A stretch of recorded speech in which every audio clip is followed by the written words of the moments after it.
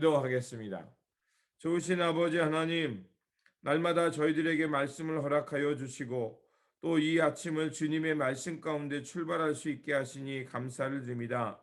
주님, 우리의 삶 속에서 먼저 주님 나라와 의를 구하게 하여 주시고 무엇보다도 주님의 말씀이 가리키는 그곳을 향해 나아가는 우리 모두가 되게 하여 주시옵소서. 특별히 주님의 말씀을 가진 자로서 또 예수 그리스도의 길을 따르는 자로서 이 땅에서 평화와 하나님 나라의 의를 먼저 생각하며 우리의 삶을 선택하며 살아가는 저희들이 되게 하여 주시옵소서. 우리 구주 예수 그리스도의 이름으로 기도드립니다. 아멘. 오늘 우리에게 주신 말씀은 창세기 13장입니다. 본문 읽기는 13장 1절에서 9절입니다. 아브라함이 애굽에서 그와 그의 아내와 모든 소유와 롯과 함께 네겝으로 올라가니 아브라함에게 가축과 은과 금이 풍부하였더라. 그가 네겝으로부터 길을 떠나 베델에 이르며 베델과 아이 사이 곧 전에 장막 쳤던 곳에 이르니 그가 처음으로 제단을 쌓은 곳이라. 그가 거기서 여호와의 이름을 불렀더라. 아브라함의 일행 롯도 양과 소와 장막이 있으므로 그 땅이 그들이 동거하기에 넉넉하지 못하였으니 이는 그들의 소유가 많아서 동거할 수 없었음이라.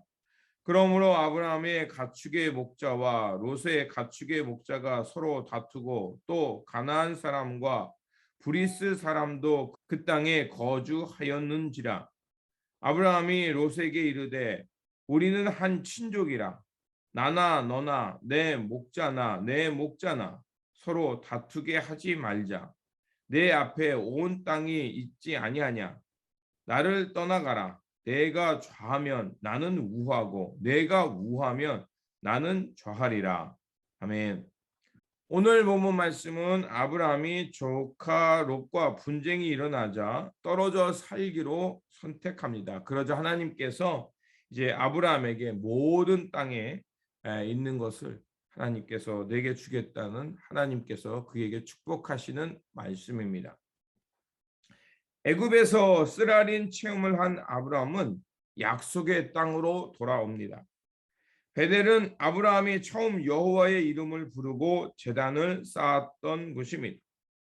베델에서 다시 돌아간 것은 아브라함의 신앙이 회복되었다는 것을 우리에게 말해줍니다. 우리가 하나님과 그분의 말씀으로 돌아갈 때 우리는 우리의 신앙이 회복되는 것을 경험할 수 있습니다. 하지만 곧 또 다른 문제가 생기게 됩니다. 그 물과 초지 때문에 이제 조카 롯과 아브라함이 결국 그 분쟁에 휩싸이게 됩니다.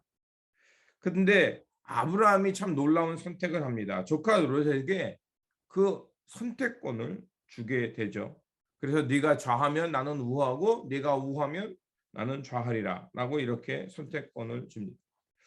아브라함이 이런 그 양보의 사람이 될 수 있었던 것은 무엇이냐면 바로 애굽의 경험을 통해서 하나님을 더욱 신뢰하는 것이 중요하다는 것을 알았던 것입니다. 내가 당장 눈에 보이는 이익보다 하나님의 말씀을 먼저 신뢰하는 것이 중요하다. 그럴 때 하나님께서 그 삶을 이끌어 주신다는 것을 경험했기 때문에 그런 것입니다. 그래서 아브라함은 하나님을 신뢰하며 그 평화를 선택하기 위해 자신이 가졌던 기득권을 포기하고 롯에게 먼저 선택권을 주는 것입니다. 그가 이렇게 살아갈 수 있었던 것은 그가 어디를 가든지 하나님을 신뢰하면 하나님께서 자신을 돌봐주고 평화와 풍요로 이끌어 주실 것을 믿었기 때문입니다. 그때 롯은 먼저 자신의 눈에 보이는 이익을 선택하게 됩니다. 그래서 비옥해 보이는 요단강 건너편 동쪽을 선택하게 됩니다. 그러자 오늘 본문 13장 13절에서는 이렇게 말합니다. 소돔 사람은 악하고 여호와 앞에서 큰 죄인이었더라라고 말합니다.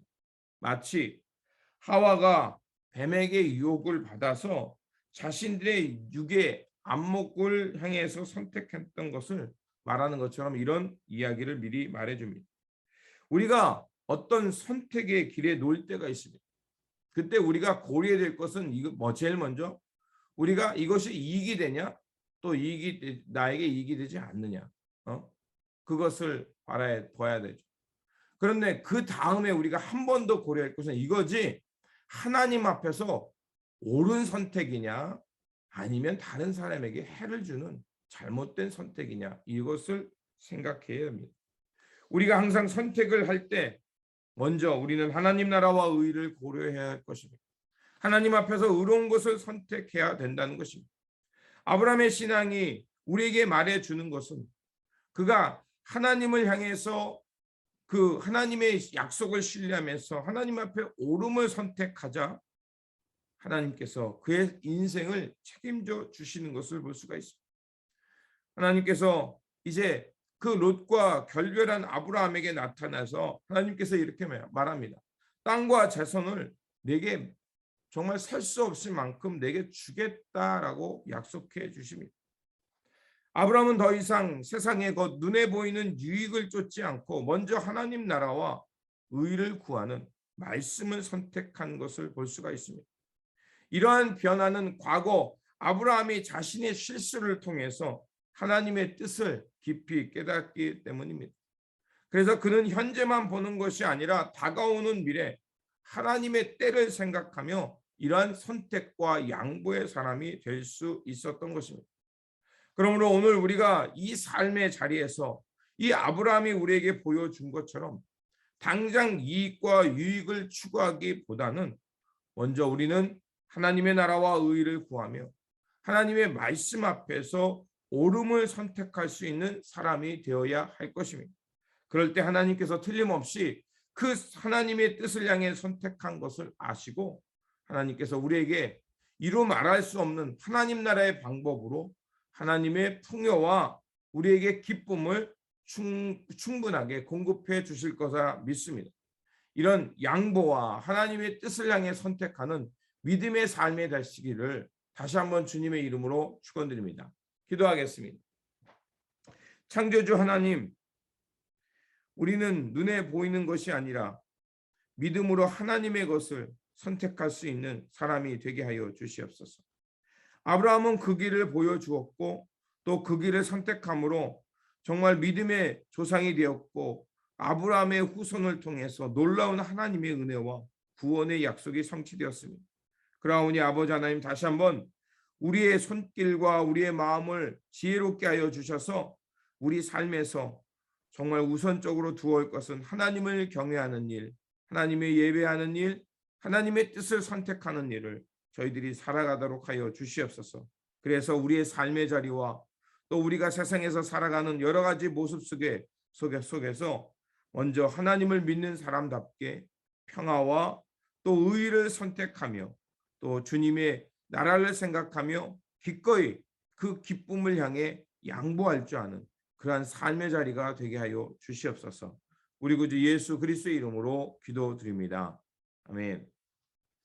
오늘 우리에게 주신 말씀을 기억하시는 한 날이 되시기를 바라며 또 우리 삶 속에서 무엇보다도 하나님 나라와 의를 먼저 생각하면서 이 옳음을 선택하며 또 평화와 양보의 삶이 되시기를 다시 한번 주님의 이름으로 축원드립니다. 주님의 평안이 함께 하시기 바랍니다.